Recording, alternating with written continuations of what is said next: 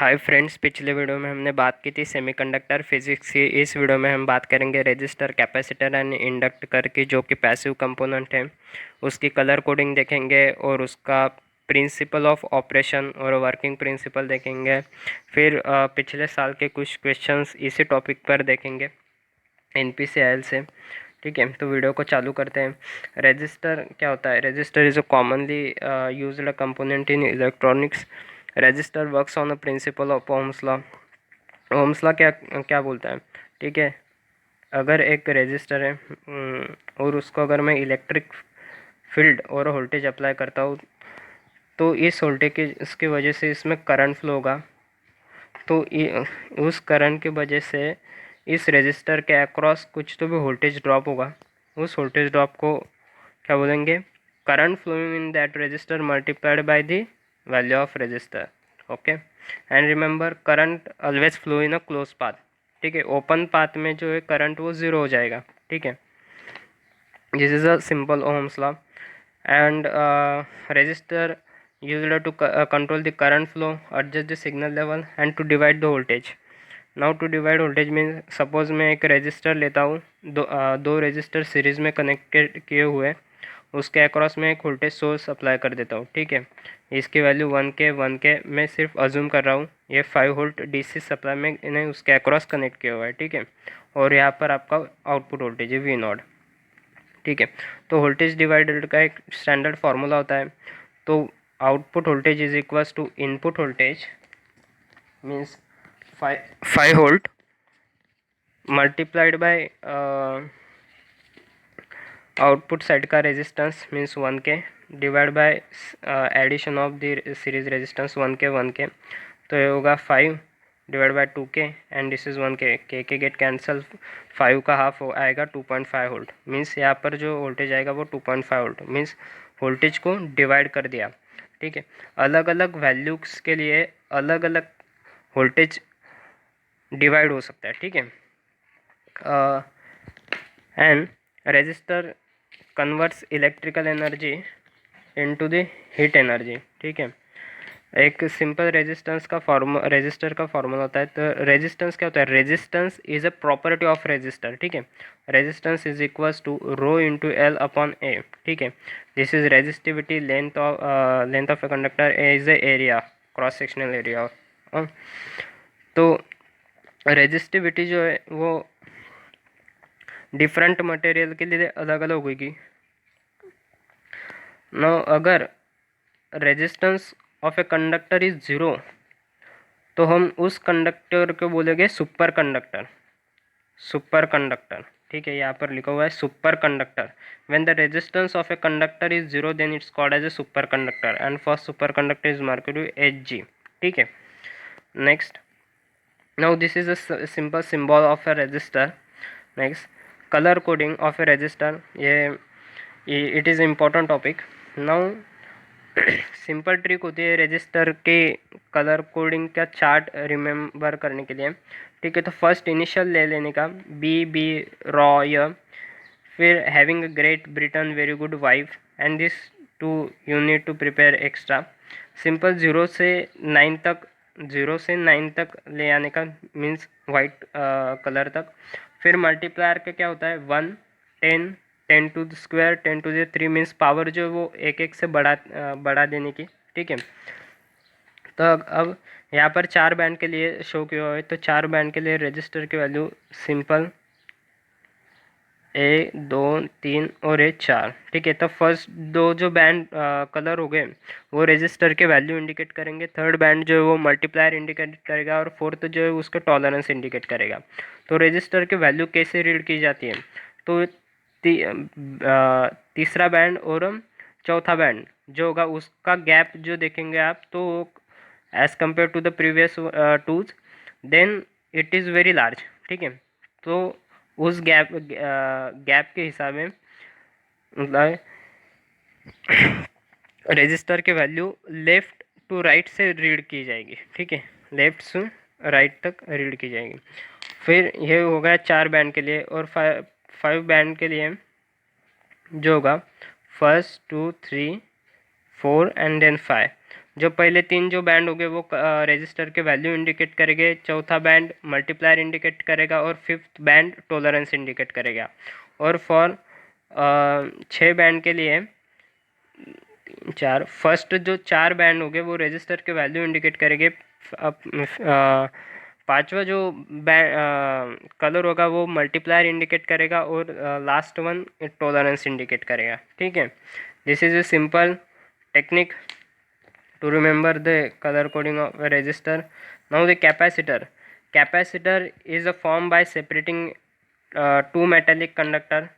If I suppose this is a two metals and it's separated by the dielectric material, this is a simple principle of a capacitor. ठीक है, dielectric material like glass, ceramic or plastic etc. It store the electrical energy in an electric field. Capacitance is a property of a capacitor. Now interview में question पूछा जा सकता है, capacitor में current किस वजह से फ्लो होता है। तो ठीक है, तो मैक्सवेल का एक सिंपल इक्वेशन था 4 नंबर का, जो मॉडिफाइड एम्पियर सर्किट लॉ से नाम से जाना जाता है। तो उसका एक फार्मूला था, curl of H is equals to J D plus do D by do T. ठीक है, this J D means displacement current density is responsible for flowing of a current in a capacitor. ठीक है, this is a simple principle of a capacitor. Now how to find the values of a capacitor? Simple, this is a ceramic capacitor. Here capacitor are classified into two types, for AC application and for DC application. For AC application and DC application. ठीक है, for AC application we use ceramic capacitor and for a DC application we use electrolytic capacitor. Remember, for in electrolytic capacitor they have a polarities plus और minus, and electrolytic capacitor जो इस कुछ तो भी ऐसा दिखता है, ये पॉजिटिव और इधर नेगेटिव टर्मिनल होगा इलेक्ट्रोलाइटिक पे, और उसमें वैल्यू प्रिंटेड होगी। ठीक है, सिरेमिक कैपेसिटर में पोलैरिटी नहीं होती है। ठीक है, तो फर्स्ट दो जो डिजिट है, यहाँ पर फर्स्ट दो जो डिजिट है वो 10 एज इट इज़ लिख देने के, multiplied by 10 to the power 3 multiplied by 10 to the power -12 multiplication करने का, -12 और 3 means 10 to the power -9 something, means value of this capacitor is 10 nano farad. ठीक है, this is a simple. Here यहाँ पर देखो हुए ये दो कंडक्टिंग प्लेट जो है ये एक डाइलेक्ट्रिक मटेरियल से सेपरेट हुए हैं। ठीक है, next inductor.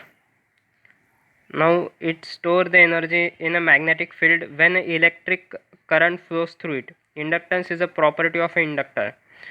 Inductor does not allow sudden change in a current.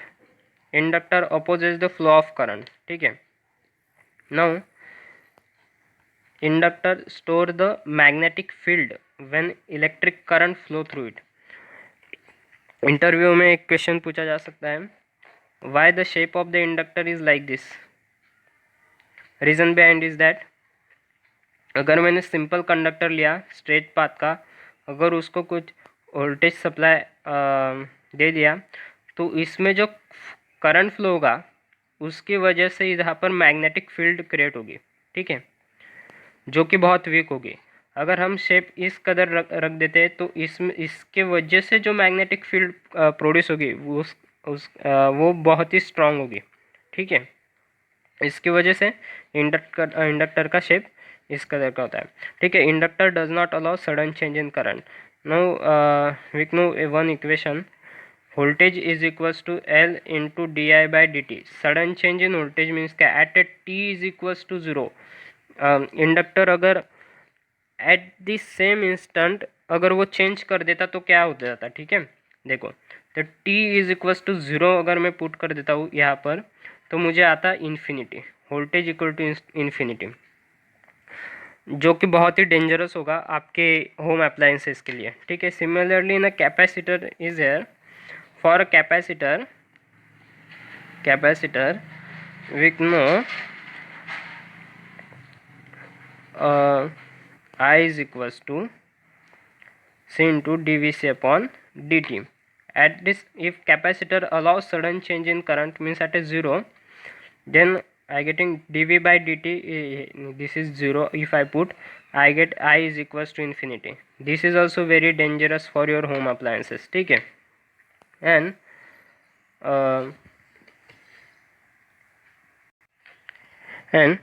Capacitor जो है वो डीसी को ब्लॉक करता है और एसी को पास करता है. तो इसके पीछे का रीज़न क्या होता है, देखो. तो कैपेसिटर का जो रिएक्टेंस होता है एक्सी, वो क्या होता है 1/2πf/c, ठीक है. अगर डीसी के लिए फ्रीक्वेंसी क्या होती है, 0 होती है, ठीक है. अगर मैं इस 0 को यहाँ पर पुट कर दूँ तो मुझे एक्सी क्या मिलेगा, infinity. Means for DC it act as a open circuit, ठीक है. And for AC the reactance x is equal to 1/2πfc, and for AC application we consider f is equals to infinity, means we x is equals to 0, means short circuit. Means for AC it act as a short circuit. This is reason, that's why capacitor blocks DC and pass AC, ठीक है. in inductor reactance जो होगा, inductor का reactance वो 2πfl होगा, ठीक है. तो डीसी के लिए फ्रीक्वेंसी होती है 0, तो फिर एक्सएल रिएक्टेंस क्या होगा, वो 0. मींस डीसी एप्लीकेशन के लिए इंडक्टर शॉर्ट होगा और फॉर एसी एप्लीकेशन इट जो वो ओपन हो जाएगा, ठीक है. This is a symbol of A inductor, north south, okay. When जब कॉइल में करंट फ्लो होगा, उस करंट के वजह से मैग्नेटिक फील्ड क्रिएट होगी, ठीक है. और हम सभी को पता है जो मैग्नेटिक इलेक्ट्रोमैग्नेटिक फील्ड जो होती है वो नॉर्थ से चालू होकर साउथ में एंड होती है, मीन्स टर्मिनेट हो जाती है, ठीक है. Next, now this is A question from NPCIL 2019 exam. Now यहाँ पर register having color band of yellow, red, black and gold represents a value of, ठीक है. now येलो दिया हुआ है तो one simple formula we know BB Roy, ठीक है. ब्लैक गोल्ड भी है, ठीक है. तो 0 1 2 3 एंड दिस इज 4, ठीक है. फर्स्ट कलर क्या है, येलो. येलो किस नंबर पर है, 4 नंबर पर, लिख दी. कितने बैंड है, 1 2 3 4 बैंड है. तो फर्स्ट दो जो है वो रेजिस्टर के वैल्यू इंडिकेट करेंगे और थर्ड वन जो है वो मल्टीप्लायर इंडिकेट करेगा, ठीक है.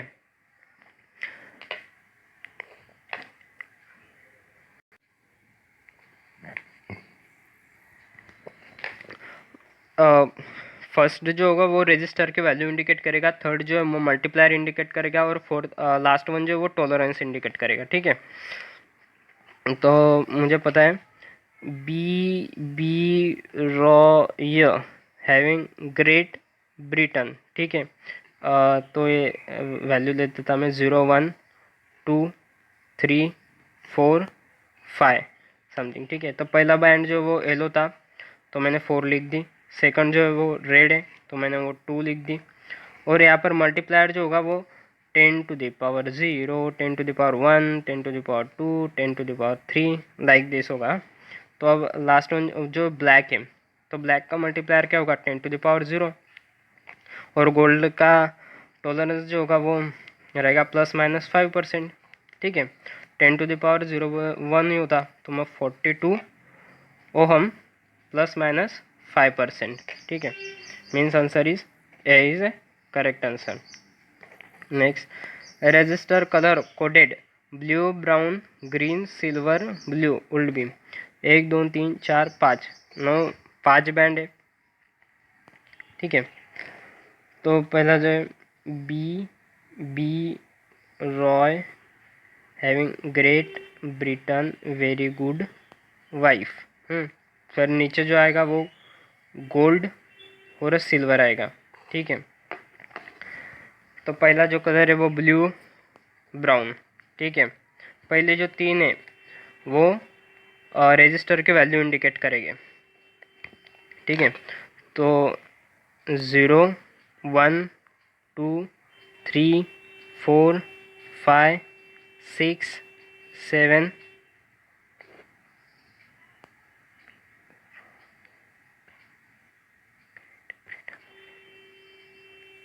8 और दिस इज 9। ठीक है, और यहाँ पे मल्टीप्लायर भी उस तरीके। ठीक है, तो ब्लू का क्या था, B Roy having great Britain, तो मैं ब्लू का था 6। ठीक है, ब्राउन क्या था 1, ग्रीन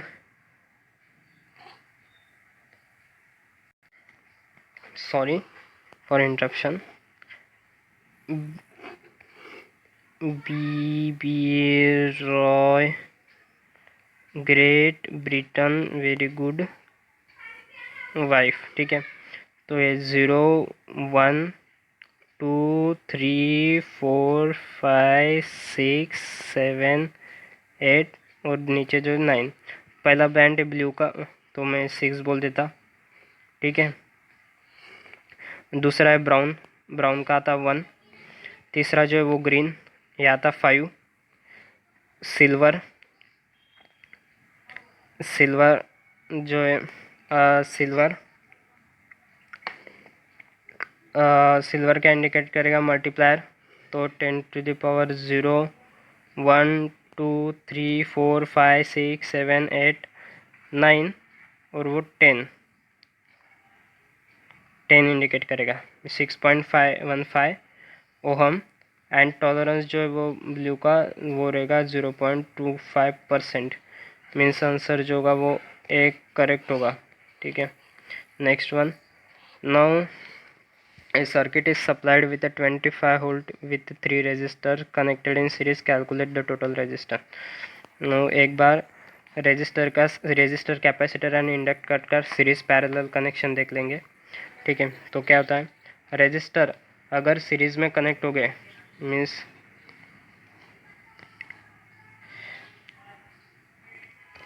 रेजिस्टर अगर सीरीज में कनेक्ट हो गए लाइक दिस, तो वो ऐड हो जाएंगे, means R1 R2 R3 up to n numbers, then it all resistor going to added in series connection. And for in a parallel connection, in parallel connection R1 R2 what in the equivalent resistor जो होगा वो inversely होगा, इस colour होगा।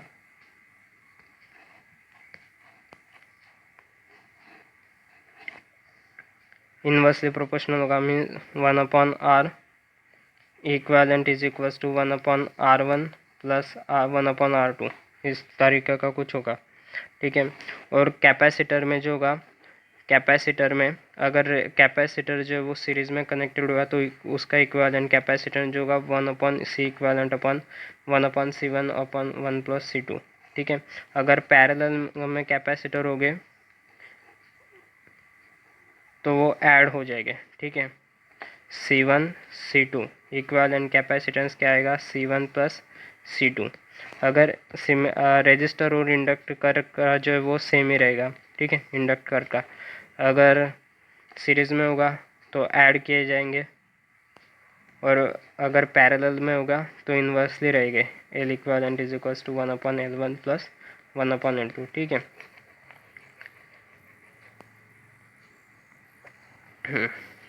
तो देखेंगे a circuit is supplied with a 25 volt with 3 resistors each 10 ohm 20 ohm and 50 ohm connected in series, calculate total resistance. No series में दिए हुए रेजिस्टर, ठीक है, 25 वोल्ट दिया हुआ है, 25 वोल्ट 10 ओम 20 ओम एंड 50 ओम। तो फिर क्या होगा, टोटल एडिशन हो जाएगी, 10 + 20 + 50 क्या आता है वो 30 50 80 इज करेक्ट आंसर। ठीक है, find the equivalent resistance of a resistor 10 20 and 40 ohm connected in parallel. Parallel में इक्विवेलेंट रेजिस्टेंस क्या होता है, R equivalent is equals to 1/10 plus 1/20 plus 1/40। LCM लेंगे 40 divide by 4 plus 2 plus 1 means 4 2 6 7 means inverse कर लेंगे तो आएगा वो R equivalent is equals to 40/7 means 7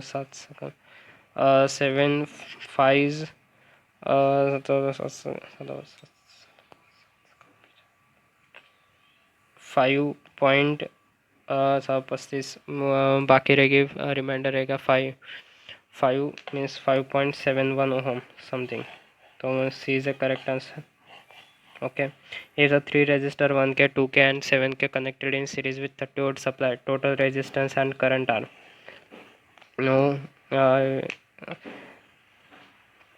तीन रजिस्टर जो है तो जो सीरीज में कनेक्टेड हुए हैं, ठीक है, और उसके अक्रॉस जो सप्लाई हुआ होगा वो 30 वोल्ट दिया हुआ है 1K 2K और 7K। तो क्या होता है सीरीज में ऐड हो जाता है तो मीन से 10 हो गए 1K plus 2K plus 7K means total 10K।